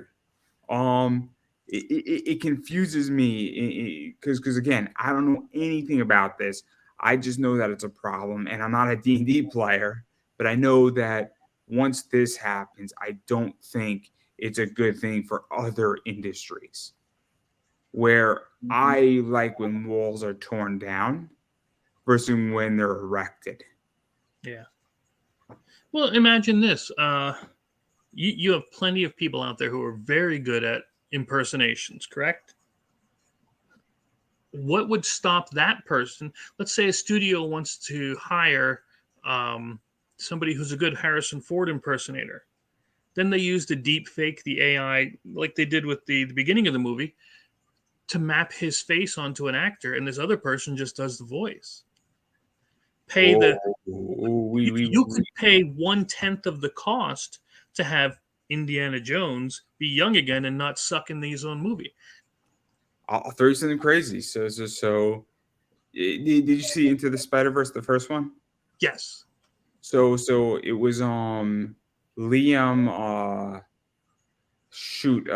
not Nielsen, but the other Liam. Liam Sharper or Liam he was Ray Donovan in Okay. I know who you mean. Shriver, I think, right? Yeah. So he's doing SNL, but they need to do some scenes where Wilson Fisk is screaming. So the guy who did Fisk's voice was Lex Lang. Lex Lang is a guy who does a lot of ADR, a lot of voice matching, a lot of things of that nature. And Lex Lang does a lot of anime. He does a lot of cool stuff in that. Does a lot of voice acting, but he does a lot of stuff. Every single movie, in like literally, you go at the end of the credits, you look at Aquaman, you look at all the DC, you look at all the Marvel stuff. Lex Lang is in almost all of those credits. Wow. And so are a lot of other people, because they're doing it. And so with the voice stuff, I mean, and Lex Lang's a lot cheaper, and then Exactly. But I mean, isn't that kind of the same the thing? You can. What's to stop the studio who owns the character of Indiana Jones? Again, I'm just picking Indiana Jones because it's recent, or Rocky in his younger days. What's to stop them from saying we own this character and the likeness of said character? So we're going to use an AI model of no different than if you're doing a cartoon or anything else, and just have somebody do the voice. see, it's interesting because I think that there's two things going on. So the argument with AI is that, are you anti AI or are you anti ethical AI? And the problem that the conversation goes with the AI stuff, and even with cracking down on anything, is, are you against ownership or are you against it being like, unethical ownership? So if somebody said so first of all, I think AI is here regardless of its ethics or Mhm. not. I think that if, I mean, look, the question is that we all learn from something, right? So I learned how to run my business by watching other businesses. So is that unethical, on that realm? I would say no. I would say that's pretty good. Now I spent a lot of time learning that skill. Now, if an AI is watching me and copying me and tracking what I'm buying and doing for a month on my computer, and then it learns how to do what I'm doing, it's going to be, it might buy and do more stuff. The problem is the AI is not going to know how to pack up a comic. It's still going to need me. But what if an AI becomes my new purchasing agent and purchases better than I do, but I pack it up and I own the AI? It's tricky, but Well, then that's no, I would say though about the studio. Getting back to that point, if they own Indiana Jones, if they own it, I don't know if it's unethical. yeah, that's what I'm saying. You could do it. I wouldn't see the issue as long as So you're so as long as you're not billing it as Harrison Ford. There you go. You're building it as Indiana Jones. You let people know this is a deep fake AI generated character. No different than, again, if I were to hire Don Bluth or some other artist to draw a cartoon for it. That's the way I would see it. I know it's weird, but that's just the way I see it. so this is my whole issue, is that everybody's bitching about Hmm. Secret Invasion, right? Mm-hmm. And they're saying, oh, the AI was a problem with that, and I'm anti-AI. So are you anti-AI or are you anti-ethical? So to me, they're making the argument saying, I'm anti-AI completely. But I also go to this point, I say, it is a package deal of everything else AI does. So if AI saves a life and prevents a building from collapsing, then you also have to be anti that too. You can't just be anti AI in art. To me, it's a package deal. And this is where we get controversial, is that it's kind of like laws, right? You could say, I don't like this particular law and I'm anti this law. But then you say, I like this law because it agrees with me politically. There Mm-hmm. gets a point where I say, well, it's a whole package deal. It's all the laws or none of the laws. You don't get to pick and choose, where there was somebody supposedly took somebody's art, right? They took Brian Polito's Lady Death art. We all agree that stealing somebody's art without their permission, printing it on prints, is probably wrong. It's actually Right. probably illegal, to be honest. You're Mhm. stealing and you're violating trademarks and copyrights. Also, they also took Nathan Sarzerzi's art, I think is his name. Again, illegal. This person went to a con and took that dealer's prints. Now, the problem with this whole situation is that you stole and you engaged in a seizure without having any legal authority because the only people who can see something is a sheriff. After a judge issues a seizure warrant. So December Lace, who did this, actually stole. And I was having a conversation with two people, and they're like, "Oh, we got to do it in the streets." And I said, "Wait a second." And she's like, "Oh, she confirmed it with the artist." And I'm like, "But that doesn't tell me shit. That tells me that an artist thinks that something was stolen from them, but they have no proof." And that's where I go with this AI stuff, is that I go to the point of saying, if you're against AI, you're against it collectively. You cannot pick and choose if it's art. It's the same thing with all the laws in America. You're either for them, because some of the laws that protect you, if you don't like one law, but you like 10 other laws, it's a package deal. And that's my problem with this whole thing.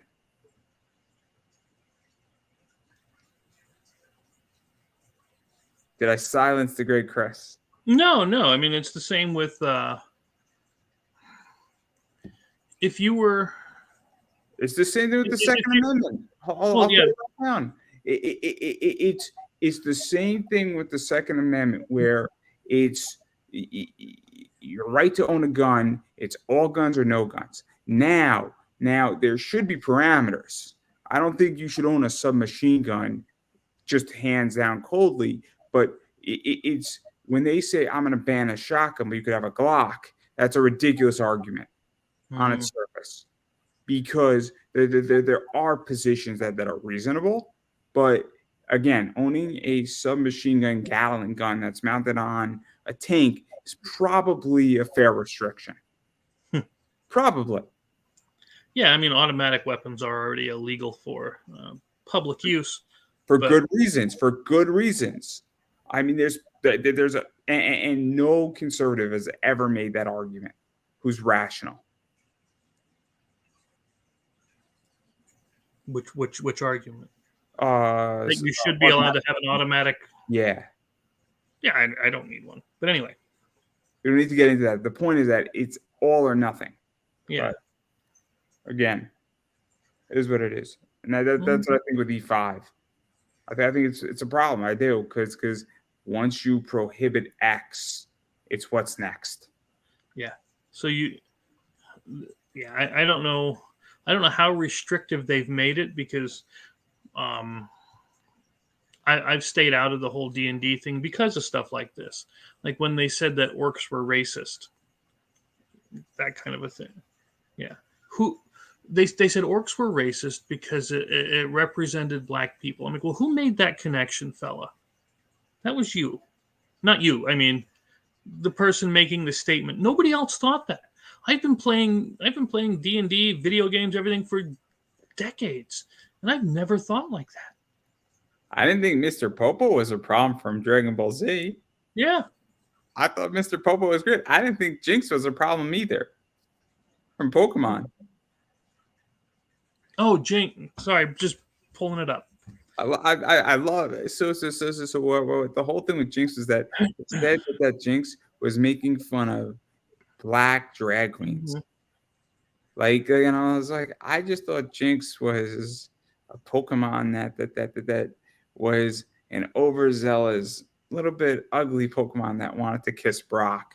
And I thought it was funny on the trope that Brock is trying to hit on Nurse Jenny and then Nurse Joy, and he's getting rejected. And then Jinx loves Brock, and Jinx is like not attractive. I thought it was a hilarious joke. That's what I thought the joke was. But people make things out. They find things to be upset about, and it's just, I don't know, just stupid. People need to chill it out. I agree.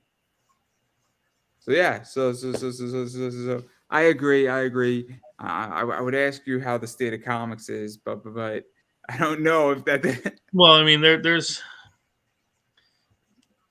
We talked a bit about it earlier, and that there is something I want to say, and I won't name names just to keep you safe. Oh, you can name names. I don't care. There's where I live. I'm all right. There's somebody with a comic, let's just say that's 2 or 3 years late. I I backed that one. I backed his next two, thinking that these ones were going to ship. Still hasn't even started working on those two that were, Oh, we could just say who it is. I know who it is. We all know who it is. and just launched book 3. Oh, let's just say we could use codes. I'll use a few codes. Does he have a ram? Does a rambunctious ninja summon him at any point? I don't know that one. Is it about friendships who one of them leaves a village to go with No, the people? no. Is one of them? Oh man, oh, there's so many jokes. Oh, like you're gonna kill yourself when I tell you what I'm referencing. Yeah, it's the 5th letter of the alphabet. Let's put it that way. The 5th letter of the alphabet. This is like I think like the like. I'm trying to figure it out. Yeah, we all know it's EVS. It's not that hard. Yeah, absolutely it is. No, and I think I have a right to be upset about this. We can talk about that. We can talk about that. I think that it's kind of ridiculous, to be very honest, that what is it, Rainbow or Rainbow the Brute. Yep. Brute. So that one was done like 4 years ago, and it raised a little like 436,000 on Indiegogo, around that number. About. I mean, I'll talk to EVS about this. I got no problem. I'm sure me and him would have a lovely conversation about it. And honestly, you can tweet it. Just at him right now. I'll cut this thing up and I'll send it. Hey, man, if you want to talk about it, you want to defend it, I'll give you a fair defense. I'll give you a fair position. Absolutely. And I've tried to reach out and say, hey, where's the books? Because you've already shipped out some, and now you said, and I still haven't gotten one. So this is something that's really interesting about business, right? So for those who don't know, my understanding is that Rainbow Brute, I think it is. I don't know much about this and book. Snowman? I don't know that. And then Cyberfrog, was my understanding. Cyberfrog 1, 2, and 3 just launched, and I think he said that he had to fulfill 2 and 3 before he gets to Rainbow Brute. And this is my whole thing, is that I think on Cyberfrog 2 he did what, like 300,000, somewhere around that, or did he do like 2 million? I know it was in the millions.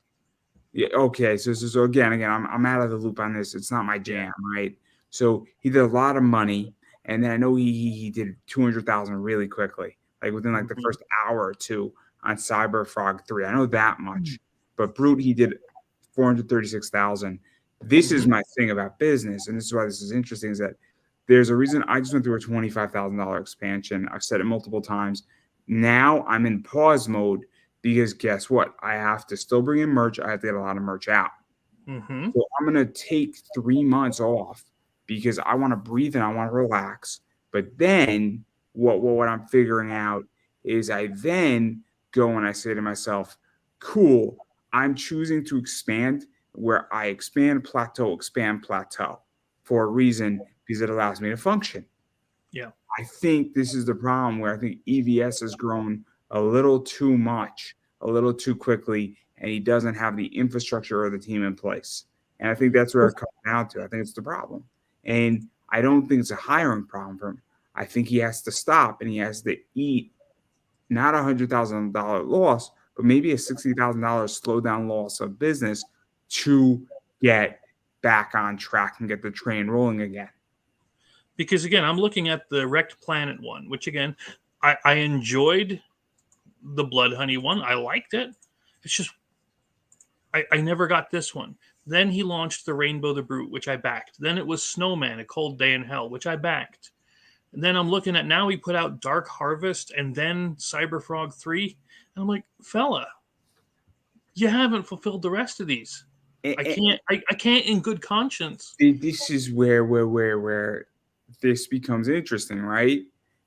Is that how much capital has he raised and how much capital has he burned through, and what's the problem here? Because once we all know the problem, if this shit is massively expensive, maybe there's a good reason. Maybe production's messed up. Maybe when you have this much volume that maybe he has a warehouse problem and he actually has to buy a piece of property so that he can actually store this, or maybe he has to find a warehouse that will service him and he can't do anything until he gets that deal solidified. But if that's the problem, then you got to deal with that problem efficiently. Because I bought the warts and all. I bought all of the Unforgettable Tales. So I'm not somebody who hates the guy. I want to know what's going on. Where's the stuff? Why are you putting out 3, 4, 5 more books when you haven't fulfilled back then? Because then I bought the Blood Honey, and then I bought the Blood Honey White, the one that was all white, like embossed thing. Yeah, and then I see, and then I asked. I said, I see people that are getting these things, and it's supposed to have been finished in the beginning of June, the shipping, and I'm like, where's my stuff?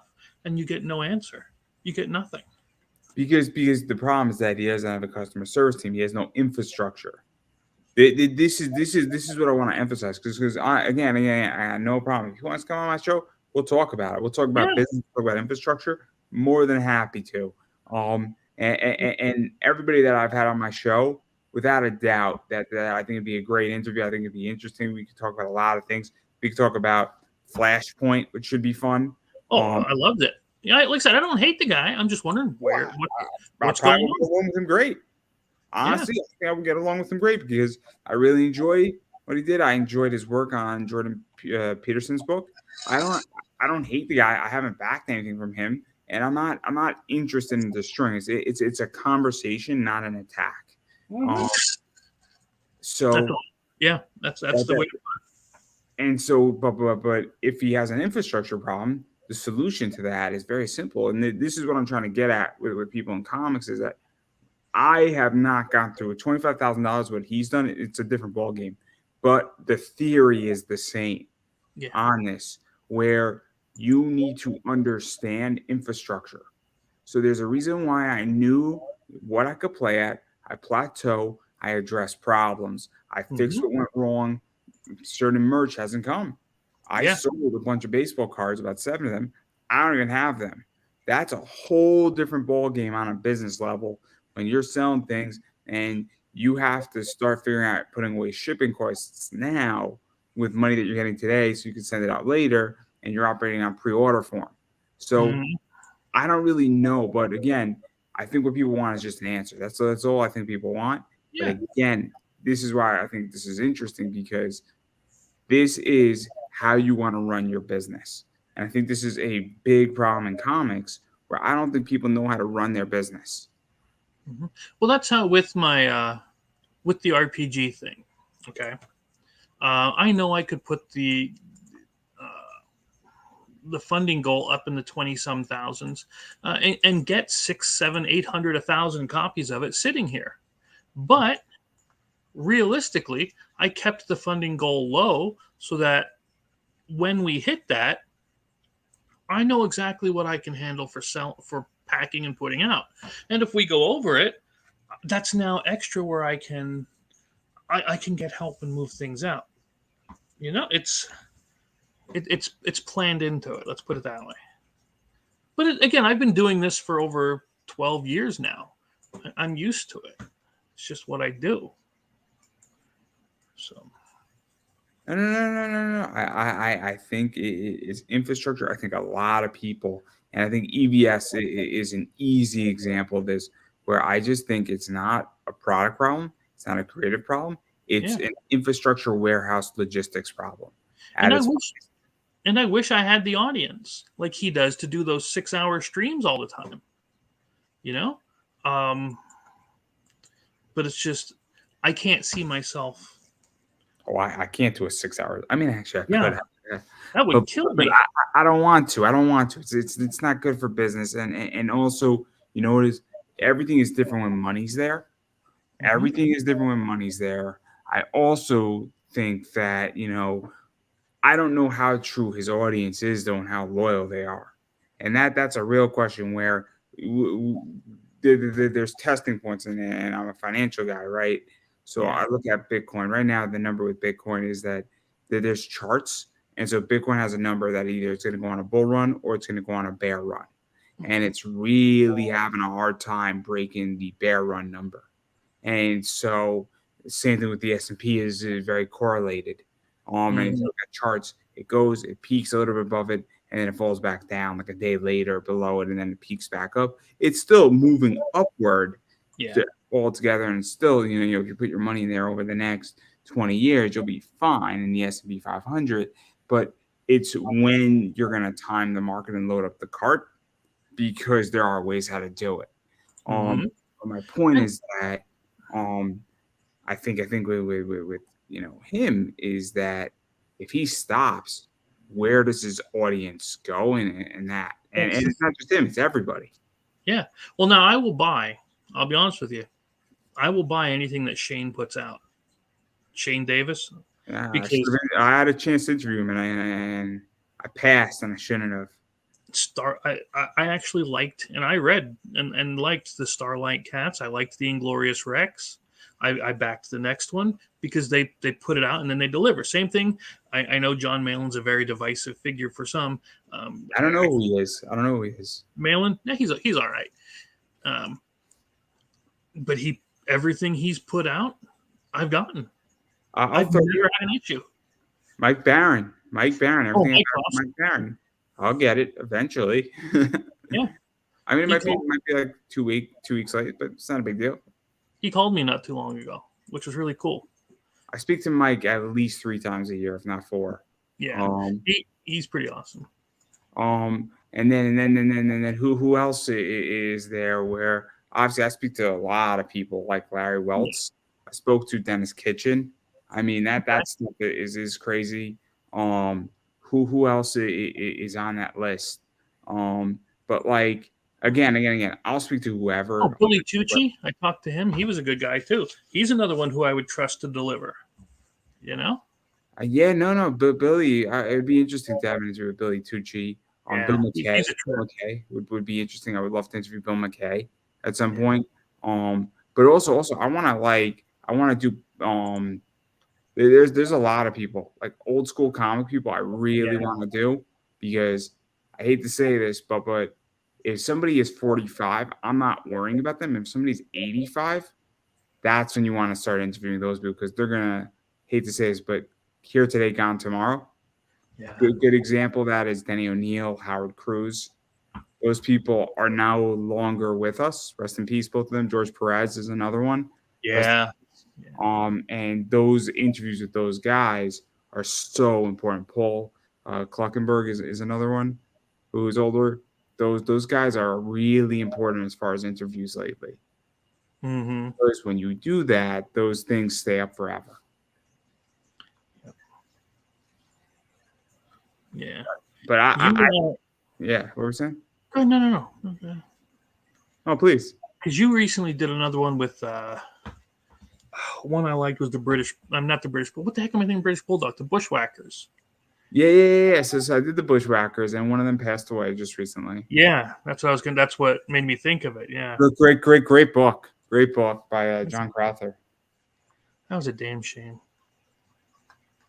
I always liked that. I mean, I grew up with them, for God's sake. It's hard to get those interviews. It's hard. Oh yeah. It's hard because a lot of the time, tracking people down, people charge for interviews. It is not easy to do interviews, and it is not easy to get really good guests to show up. And again, I people shit on me, but they don't understand that it's like it's pay to play, and it is really fucking hard to get really talented guests and build out and understand, and it's rough. And I'm going to be the first one to admit I am the absolute worst at it, because when I start designing games or writing the books, the YouTube side of it goes away. That's not where my brain. I'm hyper focused on making these things, and sometimes I will let the YouTube side slack off. What do you mean? I won't put out as much content or any. I've done it where I've gone a month without putting out anything because I'm working on games and things. So I put out, You guys that do it are just, yeah. but what people don't understand is that I will cut up an interview, right? Mm-hmm. So I cut up an interview. I get anywhere from on a good interview, anywhere from 8 to 12 pieces of content plus 3 shorts. So I get 15 pieces of content Nice. from it, and then I reshoot out the interview. So for those who don't know, the way it works is that 3 shorts go onto TikTok, same go on YouTube, same go on Instagram, and then it also goes onto Rumble. So that's 12 pieces of content right off the bat from one cut, right? Then I'll cut up and get another 8 pieces of micro content that's anywhere from a minute 10 to 5 minutes, and I get 8 to 12. So conservatively, let's say that's 10, right? So Mm-hmm. 10 they go on YouTube, and then that also goes on to Rumble. So Yeah. now we got 32 pieces of content from cutting up one interview for the most part. And then I reshoot out the interview, and then obviously it live streams the first run, so that's 4, so that's 36, and then I reshoot it out, which brings it up to 38 pieces of content, 38 to 42 pieces of content per interview. Now you divide that over a bunch of things, and what winds up happening is that if you have 10 interviews, that's 420 pieces of content, and it's a lot. It's a lot of content. So I mean, right now I have 12 interviews that are micro contented up. Some of them are going to expire a lot sooner, and they got like 2 more rounds. But then others have legitly like 8 more rounds, and then Okay. I'm constantly adding new ones in, so that's what happens. So it's an ever expanding thing. And then every once in a while, I have a burn week where I don't really say anything during that burn week, just because it gives me another 7 days to Yeah. function and catch up. But it's a lot of work to Yeah. do this. But it's because I could release 10 in a row of the same interview, and it would actually be easier in certain ways. But I diversify the content. Mm-hmm. But it's a lot. It's a lot. Um, Yeah, I know. I don't have the. I don't have the time sometimes, but I would really like to get more into it and have more people on. It's just, like it, I have Carissa this Friday.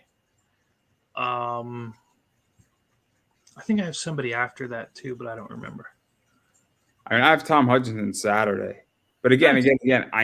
I cut up content. And Yeah. what's that? I mean, there's a reason why I cut up content the way I do, and I'll be very honest. It's aggressive, and also I cut up content and nobody watches it, but I also know that it exists.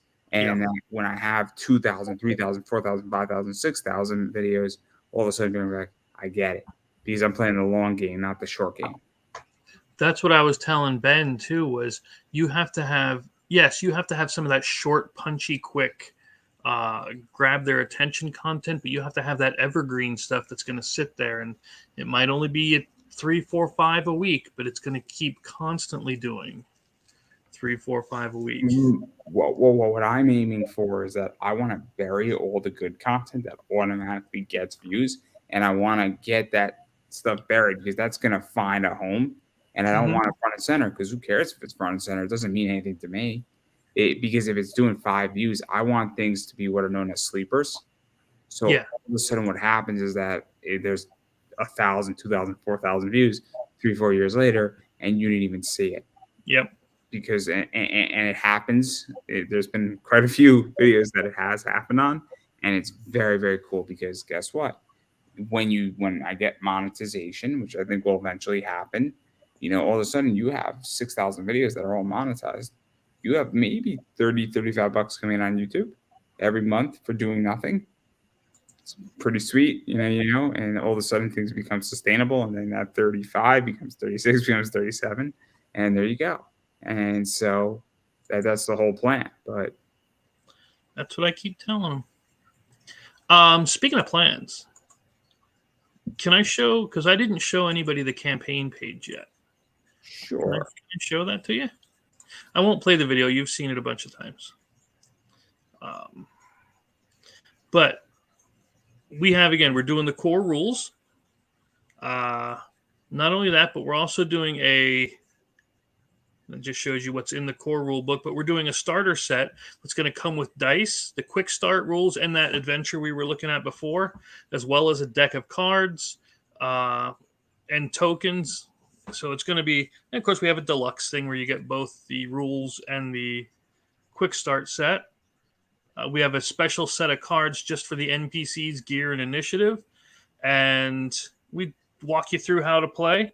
We have our videos, of course, that we did. I did a whole series. I say we, but it's me. You know.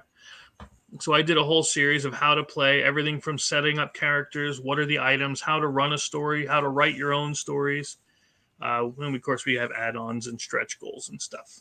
But yep, and this here. See, what we did was we actually got to license. I'm sure you've heard of Blade Runner, Aliens, Walking Dead. Well, this company, Free League, did RPGs based on those, and they licensed out their engine, which is what I used.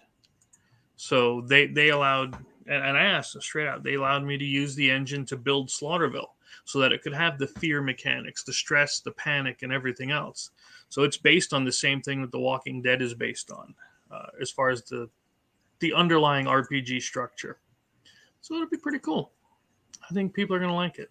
Plus, those dudes are top notch at Free League, man.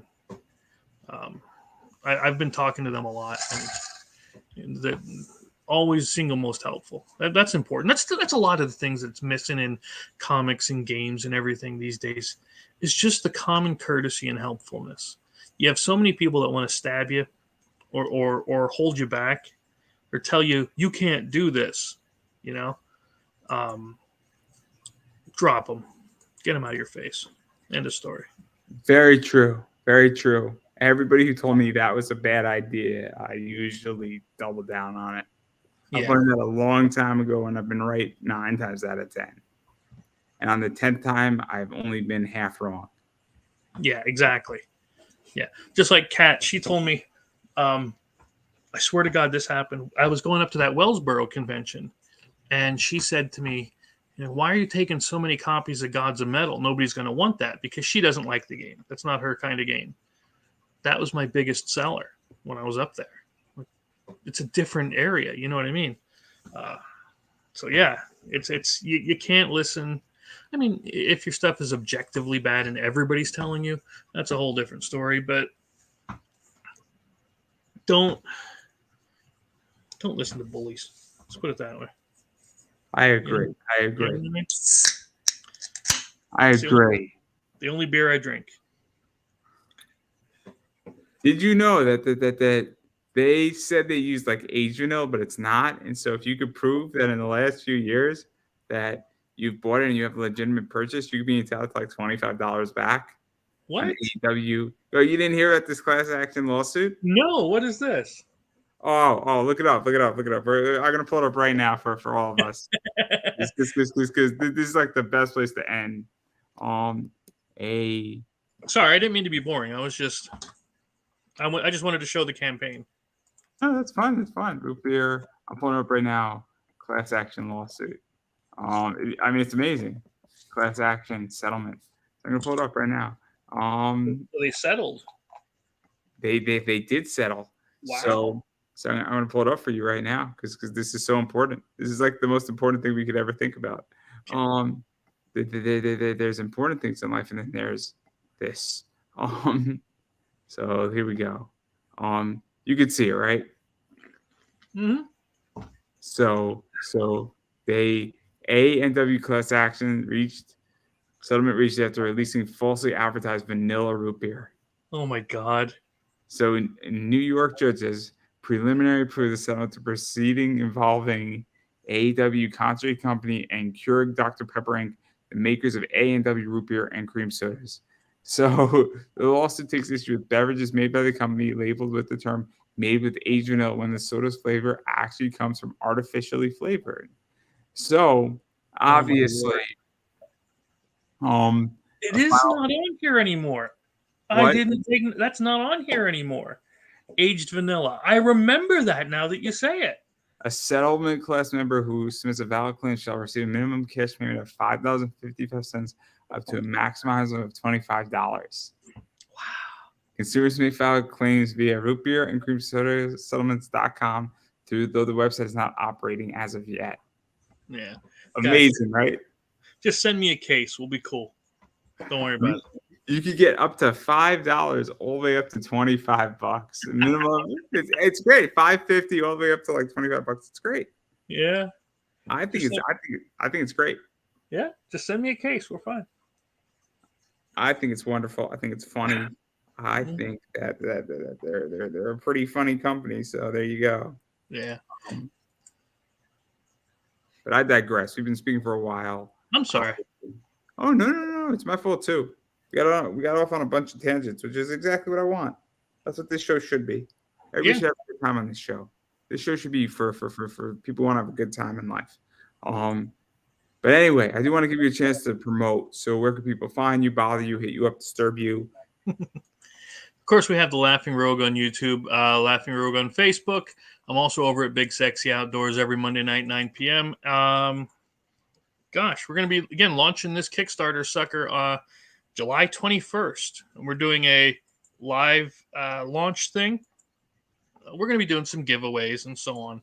So it'll be a good time. Stop over. What the hell? Well, that I'm just going to say it again, and I've been saying it for a while now. If you like something, you need to support it. And what that means is that when projects are on Kickstarter, you need to back them on Kickstarter. If people are selling them on their websites, you need to buy them on their websites. If they're selling them at a con, you need to buy them on a con, all that stuff. Also, following people on social media makes a huge difference, huge. And it is definitely something that is a game changer. So that is super important. And so you need to go do that. And it could be just as important as if you are backing and financially backing. Furthermore, and I'll say this as well, interacting is also very, very crucial. So all that stuff matters. And as far as I'm concerned about everything that I'm doing, I am Pop Anime Comics on Twitter, Instagram, Facebook. I am also Pop Anime Comics on TikTok. You can find me there. I promote a lot of stuff and do a lot of short videos on TikTok. So you can definitely find me there. Check me out, see what I do there. Some cool stuff. You know, it'll make your day better, I promise. Hey, you'll learn something. It'll be fun. Right. So that's something to keep in mind. Also, obviously, I have Buy Me a Coffee. You can buy me coffee if you'd like to support the show. You don't have to, everybody. You can if you would like, as well as, though I do appreciate when people interact with me on social media more than anything else. I also have a t-shirt. That's another way how to support this show. So definitely check that out. Or conversely, just buy my fucking merch on eBay, guys. That's really what you should do. If you want some rare comics, my eBay stuff is up there. Just buy stuff from my eBay store. I guarantee you that it's good stuff and you'll have a blast. So that's everything that I got. I appreciate everybody watching. And on that note, I'm going to let Chris have the final word.